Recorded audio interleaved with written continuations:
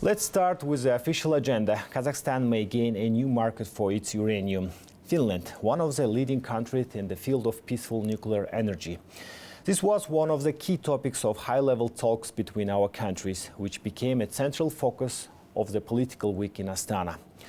Finland's President Alexander Stubb paid his first official visit to Kazakhstan since taking office. Yet, this is not his first time in our country. He previously visited Kazakhstan as foreign minister and even trained with some of the nation's top cyclists. So, what did the two leaders agree on? Yergali Ramazanullah has the details. Even if it may not seem so at first glance, Kazakhstan and Finland share much in common, particularly their forward-looking approach to technology and a mutual desire for progress and cooperation. In this regard, both nations have much to learn from each other. Finland brings expertise in green energy and education, while Kazakhstan offers vast natural resources, a growing economy and access to markets of Central Asia. Blending Finnish precision with Kazakh ambition, this partnership holds the promise of real and lasting results for both sides.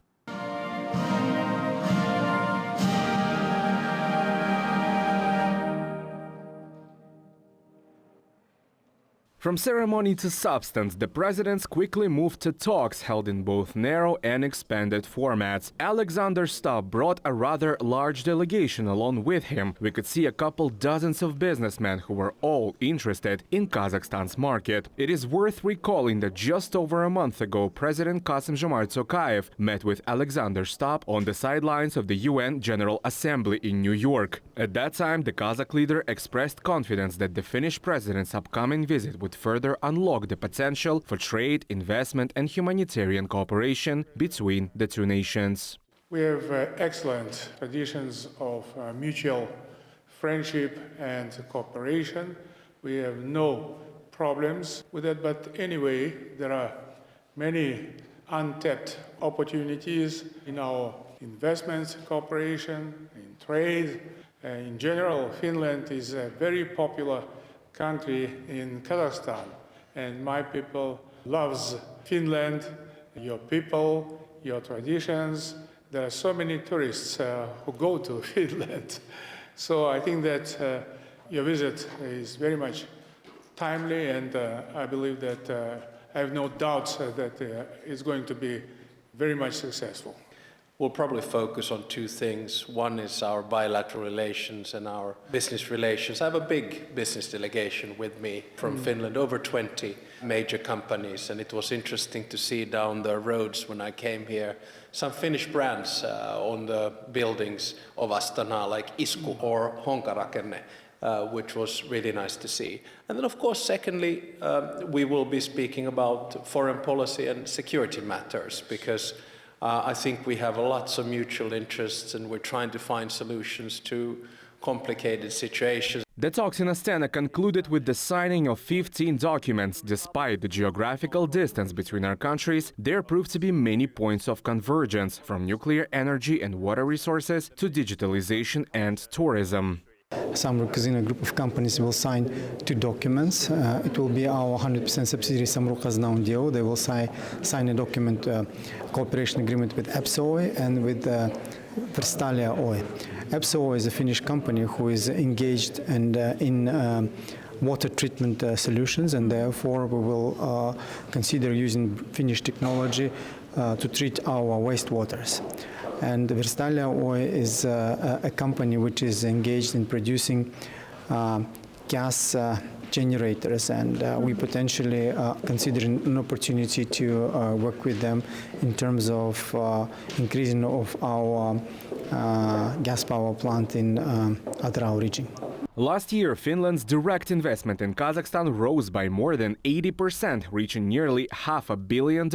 Impressive numbers were presented during the business forum. Finland has long been recognized as one of the world leaders in innovation and technological excellence. Nokia, for instance, remains one of its most iconic success stories. Today, around 50 Finnish companies operate successfully in Kazakhstan, including well-known brands such as Tikurila, Metso and Peikko. The Nordic nation has also achieved notable success in harnessing nuclear energy for peaceful purposes, an area where the interests of our countries align. Kazakhstan views nuclear power as a strategic pillar of its long-term energy policy. According to forecasts, global demand for uranium is expected to rise by 28% by 2030 and more than double by 2040. Our country is the world's largest uranium producer, meeting around 40% of global demand. We welcome the partnership between the Atomic Energy Agency of Kazakhstan and Finland's Radiation and Nuclear Safety Authority to deepen cooperation in the peaceful use of nuclear energy and to strengthen the exchange of expertise. In this regard, we stand ready to engage in joint efforts on nuclear waste management, drawing on Suomi's safe and sustainable nuclear solutions. At the same time, we are advancing coal-based energy solutions that are cleaner, more efficient, and environmentally responsible. Thus, we welcome Finnish expertise to join this promising cooperation. The Finnish president continued his official visit to Kazakhstan with a deep conversation with Maksut Narikbayev University students. There, Alexander Stubb expressed support for the Kazakh leader's proposal to reform the United Nations Security Council, stressing that international organizations must evolve in step with the changing world. Responding to questions, he noted that without meaningful reform, global institutions risk becoming obsolete, a sentiment echoed earlier by Kassym-Jomart Tokayev during his address at the UN General Assembly. At that time, the Kazakh president emphasized that reform should begin with the Security Council to ensure greater representation from major nations in Asia, Africa, and Latin America, and to amplify the voices of responsible middle powers. Agency means that you have power, or you have a word, or you have a vote. And I make three proposals. One is to double the size of the Security Council from 5 to 10. And as you mentioned, one from Latin America, 2 from Africa, and 2 from Asia.